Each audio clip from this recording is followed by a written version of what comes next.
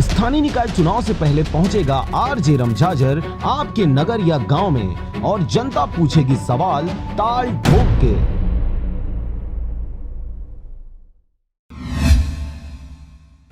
31 अक्टूबर को देश सहित प्रदेश में राष्ट्रीय एकता दिवस मनाया जाता है, क्योंकि इसी दिन लौह पुरुष सरदार वल्लभ भाई पटेल जी का जन्म हुआ था। इस अवसर पर एकता दौड़ का आयोजन किया जाता है, जिसमें देश के सम्मानीय नागरिक दौड़ में भाग लेकर एकता का परिचय देते हैं।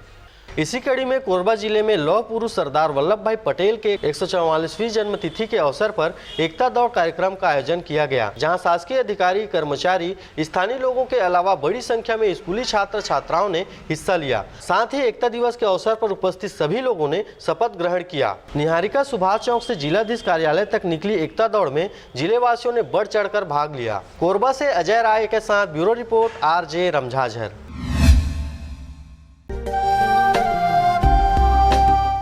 चाहते हैं मीडिया में अपना करियर बनाना, रिपोर्टर, राइटर या फिर एडिटर बनना, तो आज ही संपर्क करें आरजे रमझाझर में। हमारा पता है सुर्रीघाट बाईपास रोड, पड़ाव चौक, मुंगेली।